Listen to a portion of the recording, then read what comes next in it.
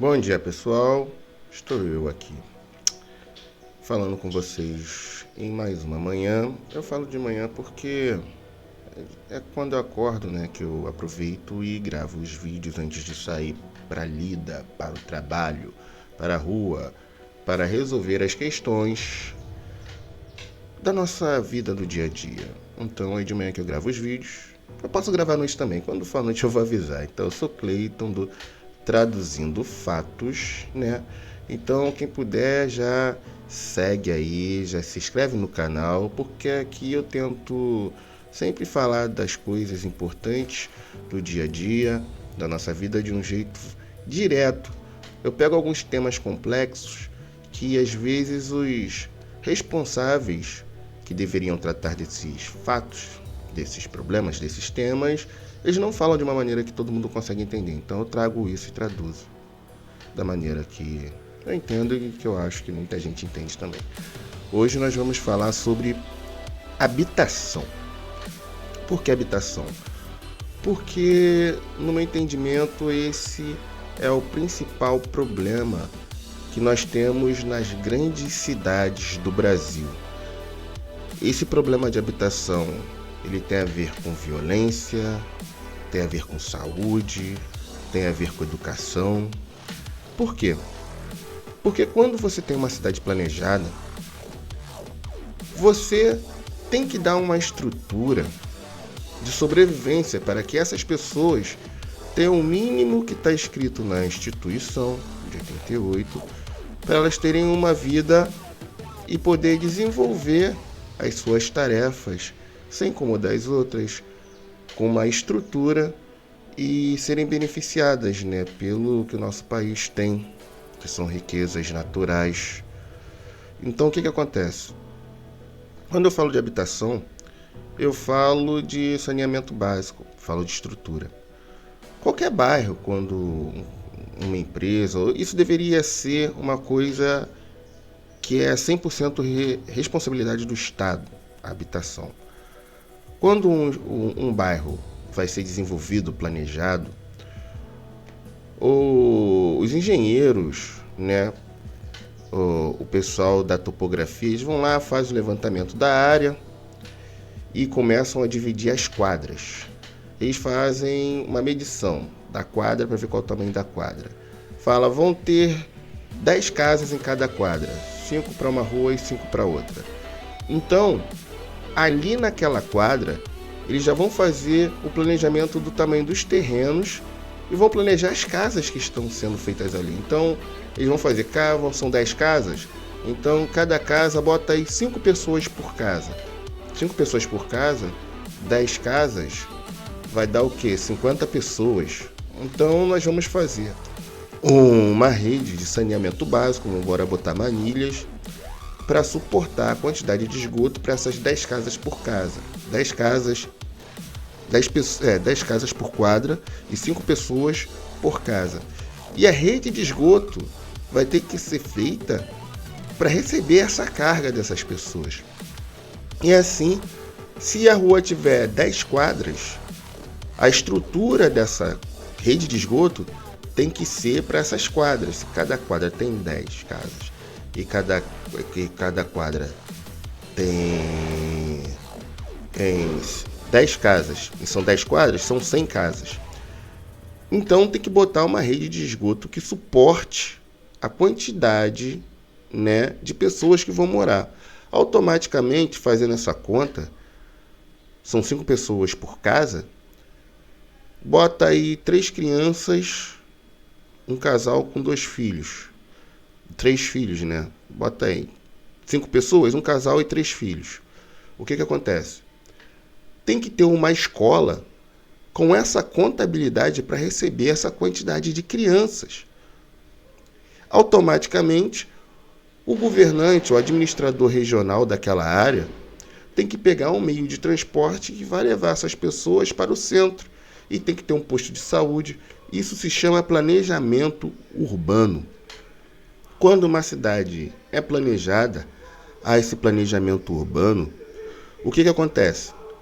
A quantidade de pessoas que vivem naquela região, elas são assistidas com tudo programado antecipadamente para elas terem acesso, para elas terem liberdade de se locomover, para elas terem o direito de usar os serviços públicos conforme a sua necessidade, sem passar horas na fila, com escola, com saúde, tá entendendo? E com espaço para poder viver.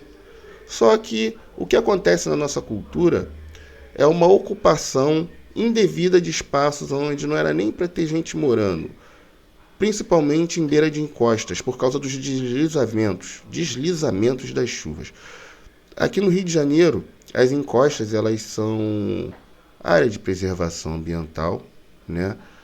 E não há uma vigilância nessas áreas públicas para as pessoas ocuparem. Automaticamente o camarada não tem dinheiro para comprar um terreno, ele vai lá e ocupa aquele espaço que não era para ele ocupar.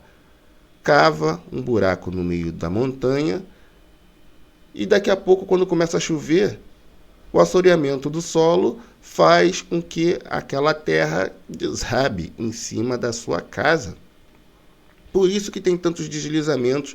Aqui você vai para a Costa Verde, aqui na região de Angra dos Reis, tem deslizamento sempre. Você vai para a região de Niterói, tem o Morro do Bumba, tem Petrópolis. São vários exemplos de ocupação ilegal. São lugares que não era para ter gente morando porque não é um local seguro para se fazer construção. E as pessoas que não têm onde morar, como não são assistidas pelo governo, elas vão para esses lugares. Infelizmente, elas sofrem com essa falta de estrutura, falta de uma política pública de habitação. E automaticamente, quando elas vão para outros lugares, que são comunidades carentes, que são favelas, vou falar assim para vocês, para todo mundo entender de uma maneira fácil, aquele bolo de pessoas que, se tivessem no planejamento urbano daquele espaço que eu falei antes, antecipadamente, que eu falei, 5 pessoas em um imóvel planejado, naquele espaço onde moram 5 pessoas, numa quadra, se você for para uma comunidade, pode multiplicar isso daí por 10. Em vez de ser 5 pessoas, são 50 ocupando o mesmo espaço. Um quarto de uma casa dessa que eu falei antes, que seria o quarto dos pais, um quarto para guardar alguma coisa, o quarto das crianças. Se você for para uma comunidade carente, um quarto vivem mais de 10 pessoas nesse mesmo espaço, um cubículo com menos de 3 metros quadrados.